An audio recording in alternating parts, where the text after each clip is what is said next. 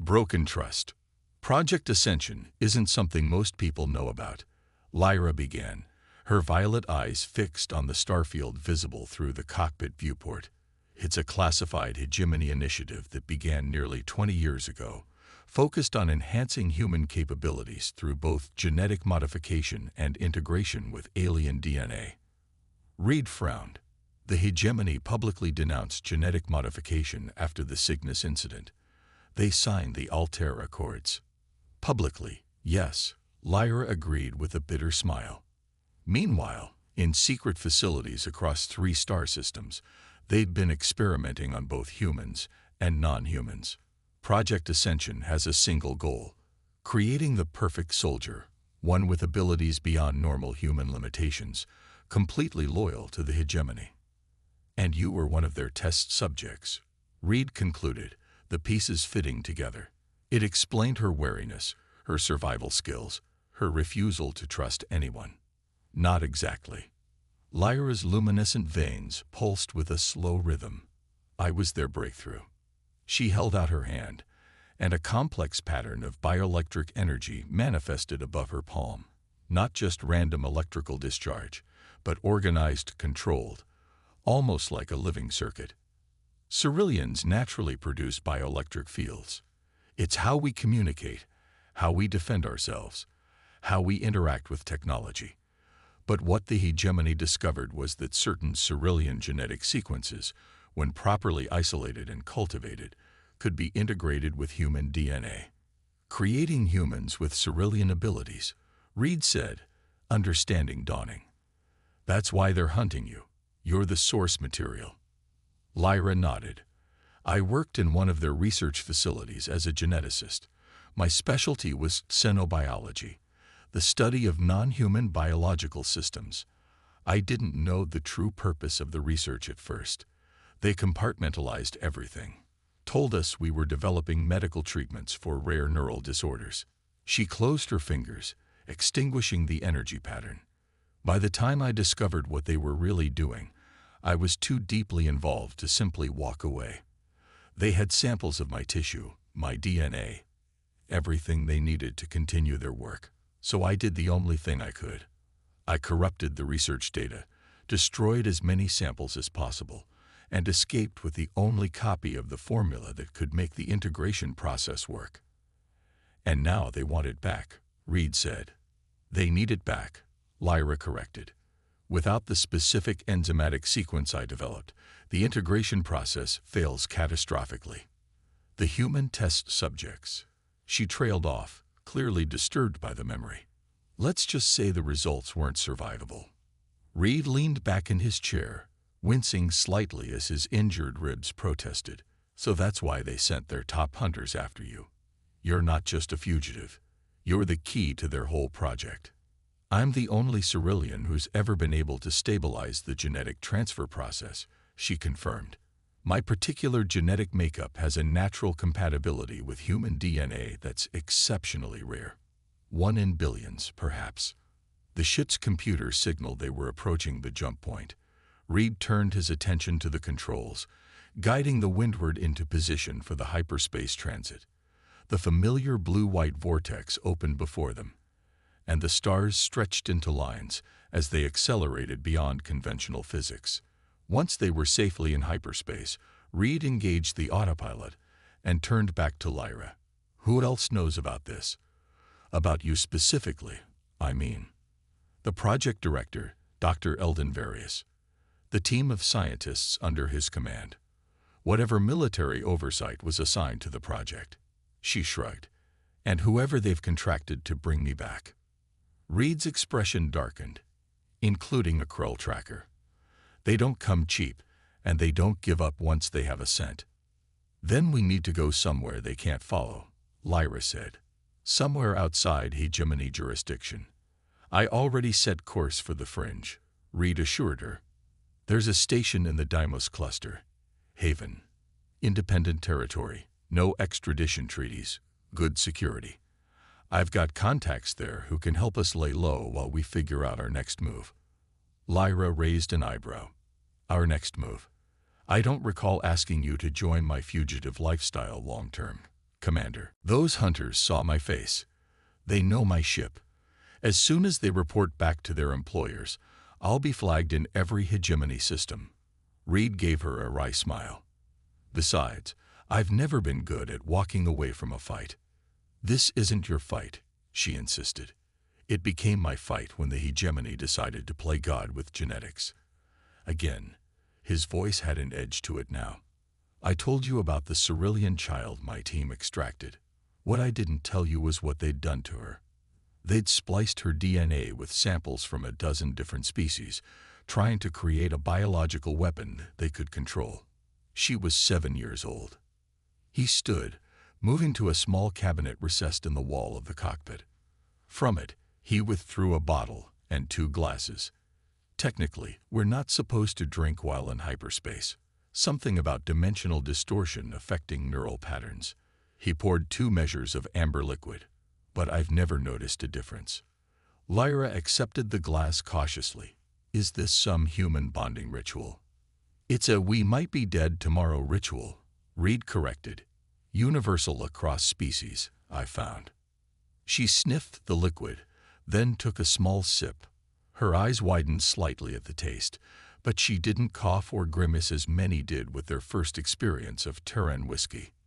So what's your plan, Commander? She asked after a moment. Hide me on Haven indefinitely. The hegemony has a long reach and longer memory. First, we make sure you're safe. Then we figure out how to hit back at Project Ascension. Reed's expression was resolute. You said you have the only copy of the formula they need. That's leverage. We might be able to use it to expose what they're doing, force them to shut it down. Lyra's expression shifted, a flash of something. Guilt? Crossing her features before she masked it.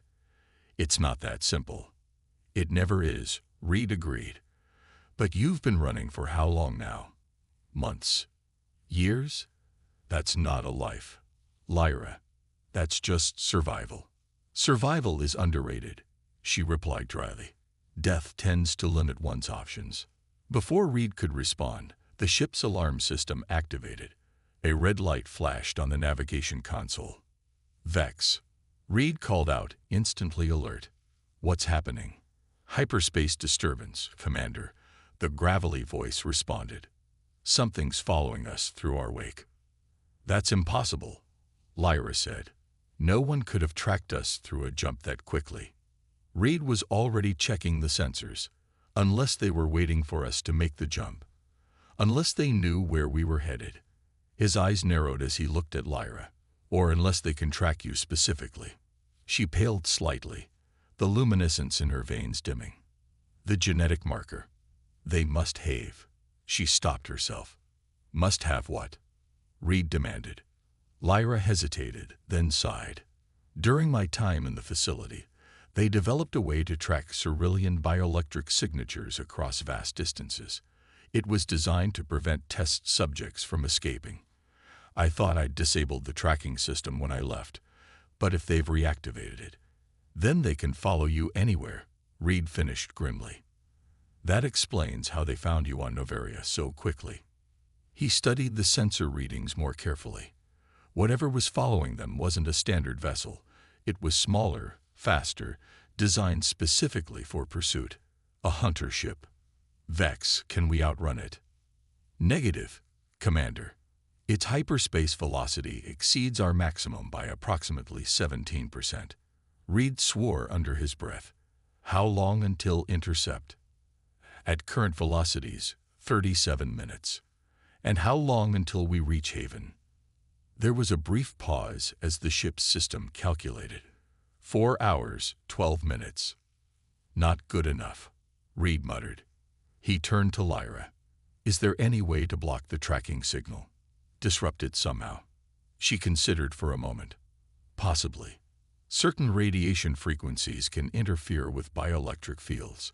A strong enough pulse might temporarily mask my signature. Vex, scan for nearby stellar phenomena. Anything that could generate radiation pulses. Scanning, the ship replied. After a few seconds, detected Binary neutron star system, approximately 12 minutes from our current position at maximum speed. Designation: PSRJ 0700 and 373039. Warning: radiation levels in proximity to the neutron stars exceed safe parameters for biological organisms. But the ship's shielding can handle it. Reed asked.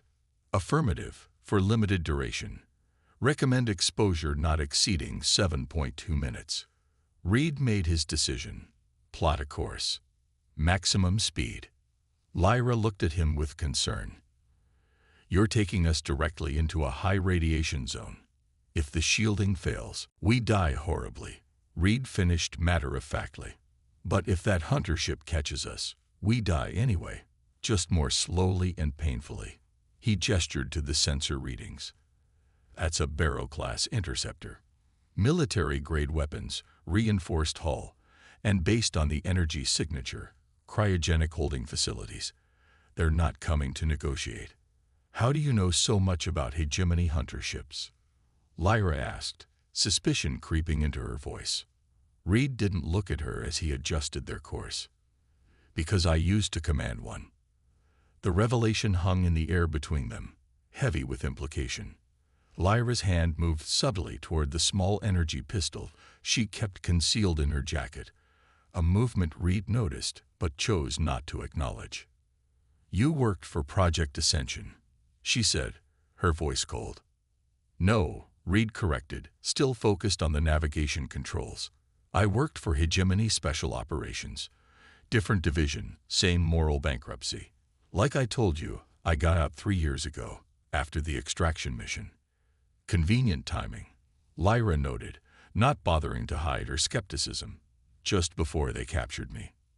Reed finally looked at her, and something in his expression, a mix of resignation and bitter amusement, made her pause.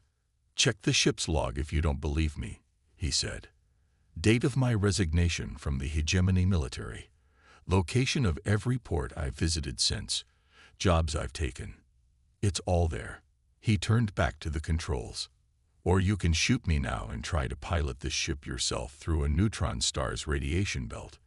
Your choice. Lyra's hand didn't move from her concealed weapon, but she didn't draw it either. If you're lying to me. I'm not. Reed cut her off. But we don't have time to establish trust right now. That ship will catch us in less than 30 minutes if we don't lose them at the neutron stars. After a tense moment, Lyra nodded. What do you need me to do? Your bioelectric abilities. Can you interface directly with the ship systems? Boost our shields when we approach the radiation zone. She considered this. Possibly. I've never tried with a ship of this configuration, but the principle should be similar. Good. We're going to need every advantage we can get. Reed plotted the final approach vector, then activated the internal communication system. All right, Vex, give me ship-wide emergency protocols. Radiation shielding at maximum. As the windward altered course toward the binary neutron star system, Lyra moved to the co-pilot's seat. Despite her lingering suspicion, she placed her hands on the auxiliary control panel, closing her eyes as violet energy flowed from her fingertips into the ship's systems. Your shield generators are Neurian design, she observed, eyes still closed. Military grade, but they've been modified. Necessary upgrade for someone in my line of work, Reed replied, watching as the ship's shield readouts began to show increased efficiency under Lyra's influence. Can you stabilize the fluctuation in the aft quadrant? There's always a weak spot there during high-energy events. Lyra nodded, her brow furrowed in concentration as her bioelectric field spread through the ship's defense systems. The weak spot in the shield strengthened, energy distribution becoming more uniform across the hull. Impressive, Reed admitted. Most technicians need hours to accomplish what you just did in seconds. The advantage of being the thing they want to weaponize, she said without opening her eyes. The neutron stars appeared on their view screen. Twin points of incredibly dense matter, spinning rapidly around each other, distorting the very fabric of space-time with their gravitational pull. Even from a distance, The radiation they emitted caused the ship's sensors to flutter and the shields to glow with absorbed energy. Proximity alert, Vex announced. Hunter vessel is accelerating. New intercept time, 22 minutes. They know what we're doing, Reed said grimly. They're trying to catch us before we reach the radiation belt. He pushed the Windward's engines beyond their normal limits, the ship shuddering under the strain as they raced toward the deadly stellar phenomenon. The neutron stars grew larger on the view screen, their gravitational effects already beginning to pull at the ship. Radiation levels increasing, Vex reported. Shields at 92% efficiency. Recommend adjusting approach vector by 3.7 degrees to optimize radiation exposure while minimizing gravitational stress. Reed made the adjustment, guiding the ship into the perfect position, close enough to the binary system to mask Lyra's bioelectric signature in the intense radiation, but not so close that they would be trapped by the neutron star's gravity well. Brace for radiation surge, he warned as they entered the outer edge of the radiation belt. The effect was immediate. The ship's interior lights flickered, non-essential systems temporarily failing as power was diverted to the shields. The viewscreen polarized to protect them from the visual intensity of the neutron stars, and a low hum permeated the hull as the shields worked to repel the deadly radiation. Lyra gasped, her concentration momentarily broken by the onslaught of energy against her own bioelectric field. Reed reached out instinctively, placing a steadying hand on her shoulder. "Stay with me," he urged. "We need those shields." She nodded, sweat beading on her forehead as she reconnected with the ship's systems. The shield efficiency stabilized at 94%, enough to protect them, but with little margin for error. Hunter vessel is decelerating, Vex reported. They are maintaining position outside the radiation belt. Reed allowed himself a small smile. They're not willing to risk their ship. Good. Radiation masking is effective, Vex confirmed. No detectable bioelectric signature leakage beyond our shields. For several tense minutes, they maintained position within the radiation belt, the windward shield straining against the onslaught of deadly energy. Lyra's face grew increasingly pale, the effort of maintaining the shield enhancement clearly taking its toll. "They're scanning the area," Vex updated them, "attempting to locate us through the radiation interference."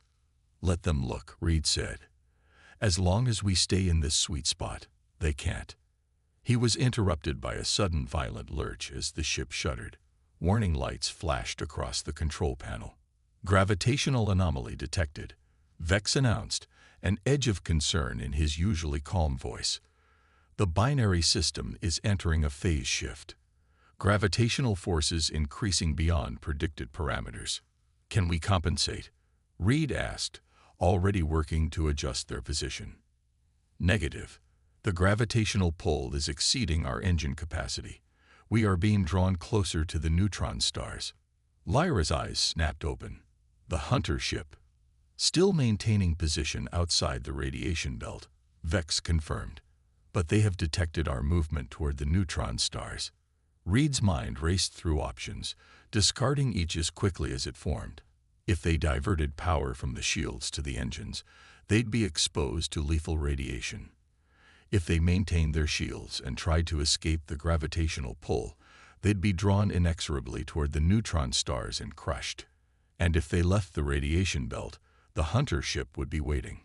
"Commander," Vex's voice had an unusual urgency. "I am detecting a third vessel approaching at high speed.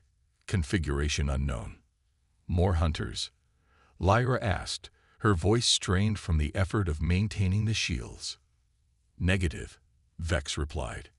"Energy signature does not match any known hegemony vessel. They are broadcasting on an emergency frequency."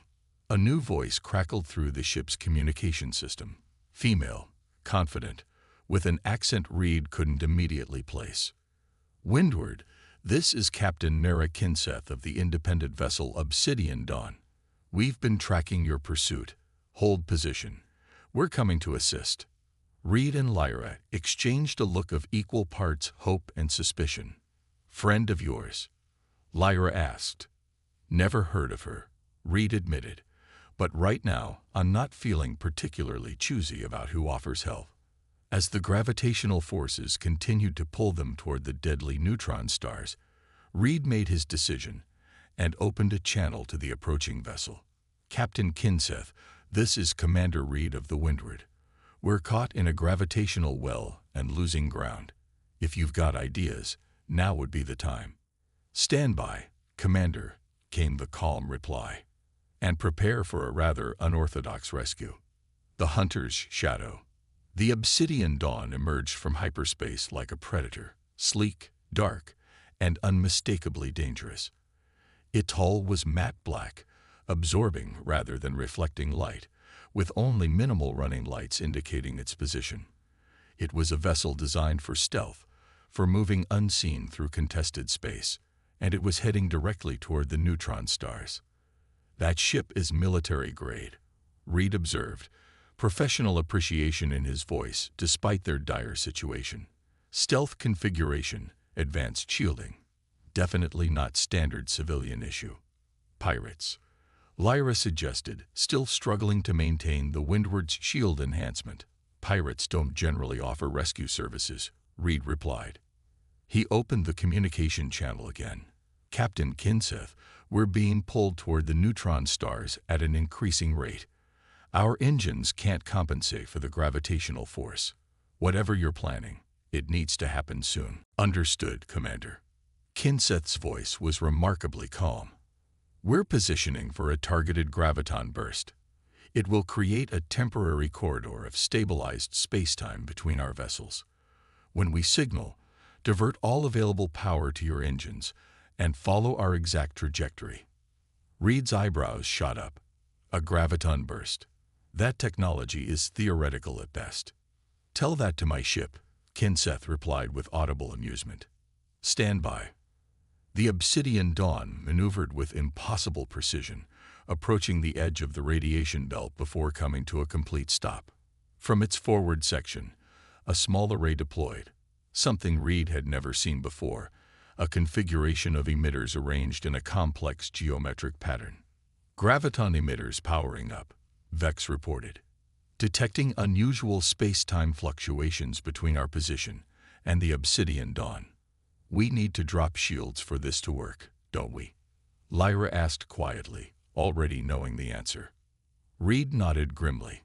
The graviton corridor will stabilize space-time around us, allowing us to escape the gravitational pull.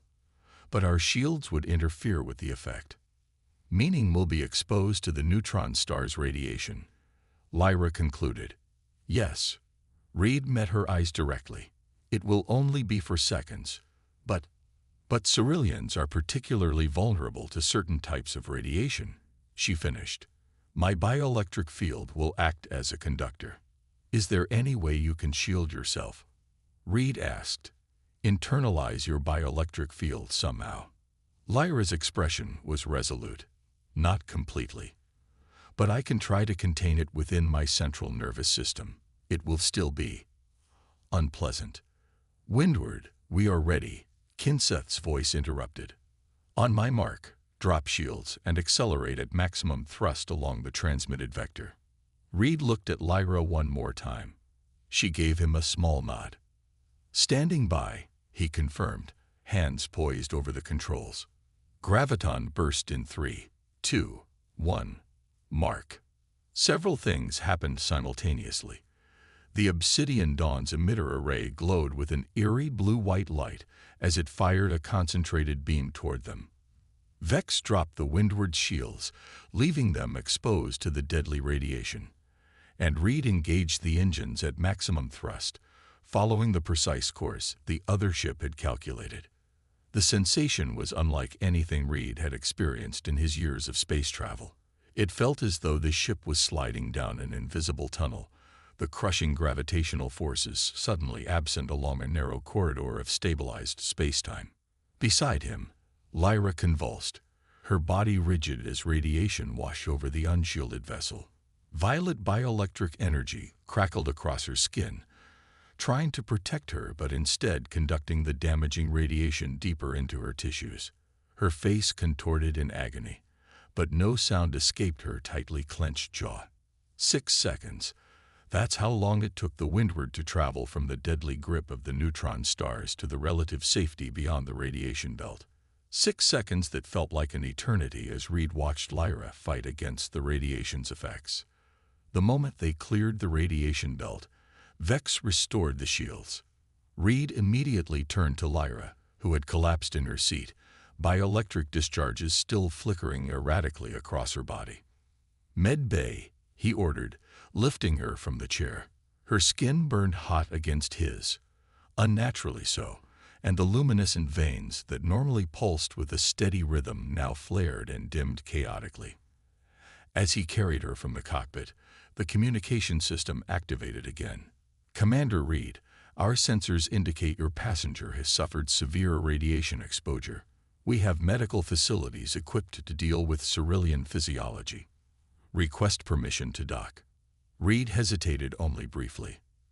They needed help, and whoever Captain Kinseth was, she had just saved their lives at considerable risk to her own vessel. "Permission granted," he replied. "And thank you." "Say your thanks until we're safely away from here," Kinseth responded. "The Hunter ship is still on the other side of the radiation belt, but they won't stay there forever. Transmitting docking protocols now." Reed carried Lyra to the Windward's small medical bay, laying her gently on the examination table.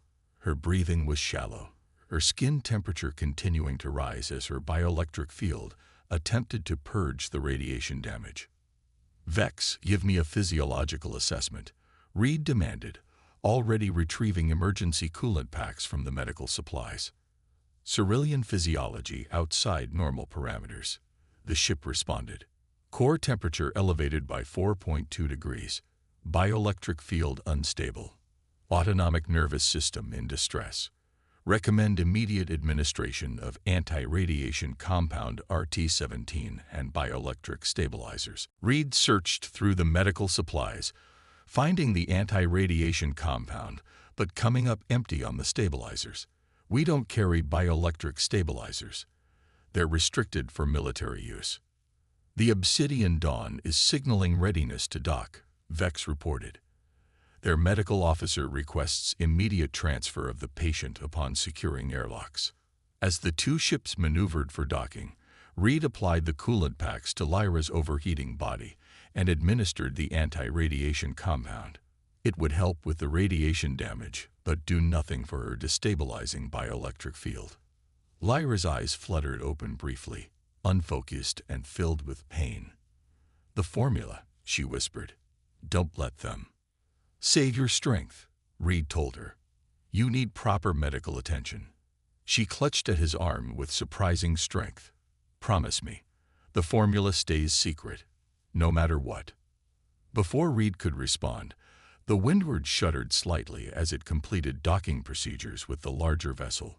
The airlock indicator turned green, signaling a secure connection. "Commander, we have a medical team standing by." Kinseth's voice came through the ship's internal communication system. "Please bring your passenger through immediately." Reed gently disengaged Lyra's grip on his arm. "I promise," he said quietly. "Now let's get you help." He carried her through the Windward's airlock and into the Obsidian Dawn, where he was met by a professional-looking medical team equipped with a hover stretcher. They took Lyra from him with practiced efficiency, immediately attaching monitoring devices and administering medications through a hypo-injector. "Bioelectric stabilizers and neural protective agents," explained a tall, slender woman with short silver hair and the focused demeanor of someone accustomed to command. "I'm Captain Nera Kinseth. Your passenger will receive the best care we can provide, Commander Reed." Reed studied the captain carefully. She appeared to be in her 50s by human standards, though with modern medical technology, it was often difficult to determine age accurately. Her bearing was military, not current service, but the kind of ingrained discipline that never truly fades.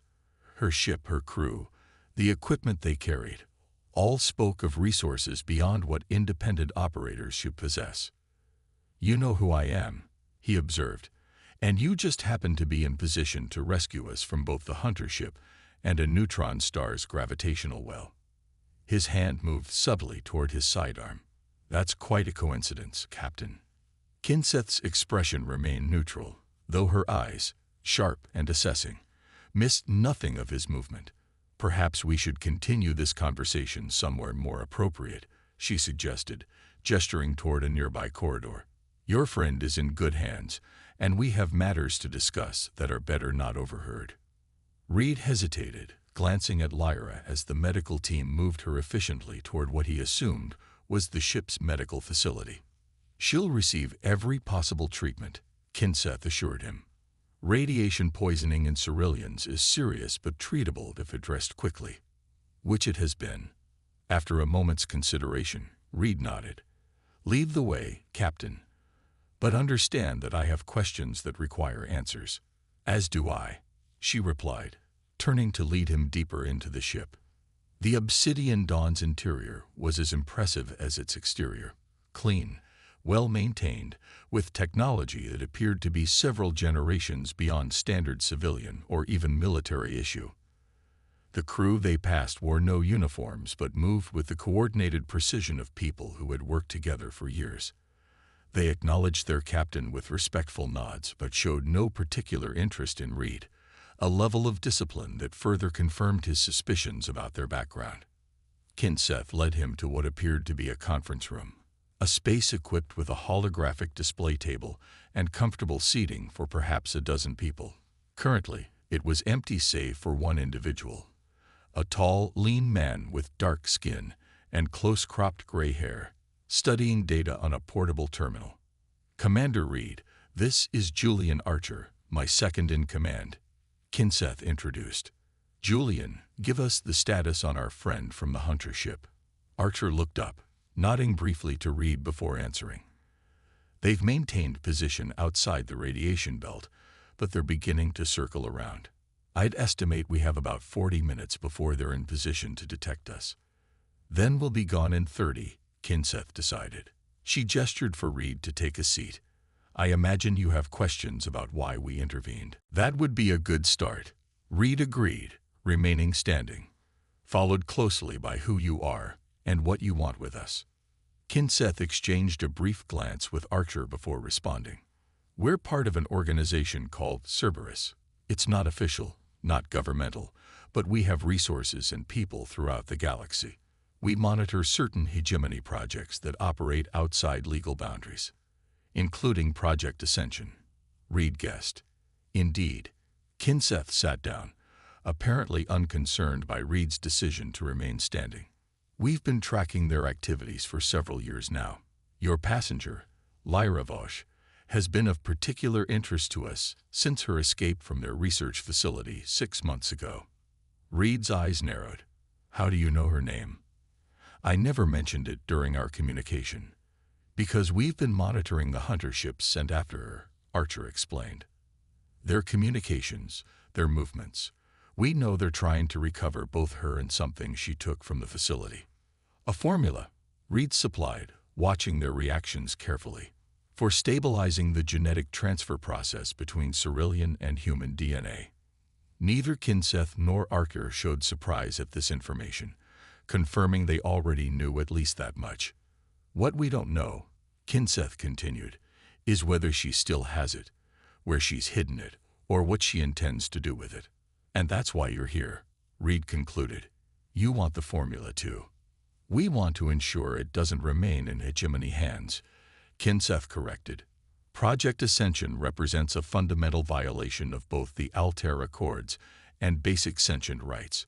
The ability to forcibly modify human soldiers using alien DNA would give the hegemony a military advantage that could destabilize the entire sector.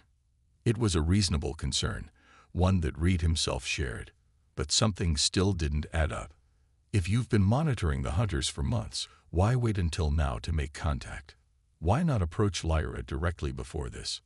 Archer closed his portable terminal. Because we weren't certain of her intentions. The formula she developed could be used for purposes beyond military application. Some might argue it has legitimate medical potential. And we needed to be sure she wasn't planning to sell it to another power, Kinseth added bluntly. The consortium would pay an astronomical sum for such technology, and their ethical standards are hardly better than the hegemony's. Reed considered this. It was a plausible explanation, but years of military operations had taught him to look for the angles, the hidden motivations. And what made you decide to intervene now? Your involvement, Kinseth said simply. When our intelligence indicated that Commander Darius Reed, former Hegemony Special Operations, decorated veteran of the Centauri conflict, and known critic of hegemony genetic research, had aided her escape from Novaria Station, we reassessed the situation. You've been watching me too, Reed realized. We keep track of potential allies, Archer clarified. Your extraction of a Cerulean child from a hegemony research facility 3 years ago didn't go unnoticed by those who monitor such things. Before Reed could respond, the ship's communication system activated. Captain, this is medical. The Cerulean is stabilized, but she's requesting to speak with Commander Reed immediately. She's quite insistent. I'll take him there now, Kinseth replied, standing. Commander, we can continue this discussion later. For now, I believe your friend needs you. The medical bay of the Obsidian Dawn was as advanced as the rest of the ship. Gleaming equipment, holographic diagnostic displays, and treatment options Reed had only seen in top-tier military facilities. Lyra lay on a medical bed surrounded by monitoring devices, her bioelectric field now contained within a stabilization field that glowed with a soft blue light. Her color had improved, and the chaotic flaring of her luminescent veins had settled back into a more regular rhythm. She looked up as Reed entered, relief visible in her eyes. "You're alive," she said, her voice weak but clear. "I wasn't certain, after." "I'm fine," he assured her, moving to her bedside. "How are you feeling?" "Like I've been irradiated by a neutron star," she replied with a ghost of a smile. "But their doctor says I'll recover. No permanent damage to my neural pathways." Reed glanced at the medical officer, a petite woman with features that suggested partial Andoran heritage, who nodded confirmation. "The bioelectric stabilizers are counteracting the worst effects," the doctor explained. "She'll need rest and continued treatment for at least 48 hours, but the prognosis is good." "Can we have a moment?" Reed asked. The doctor looked to Lyra, who nodded. 5 minutes, the doctor agreed before stepping away to give them privacy. Once they were alone, Lyra grasped Reed's hand, drawing him closer. "They know about the formula," she whispered, her voice barely audible. "Yes," Reed confirmed. "They claim they want to keep it from the hegemony, an organization called Cerberus." Lyra's expression tightened. "I've heard whispers about them. Former military, intelligence officers, scientists, people who broke with the hegemony over ethical disagreements, but still have connections throughout the system. Can they be trusted?" "I don't know," she admitted. "But Reed, there's something I haven't told you, something about the formula." He leaned closer, aware that despite the appearance of privacy, they might well be monitored. "What is it?"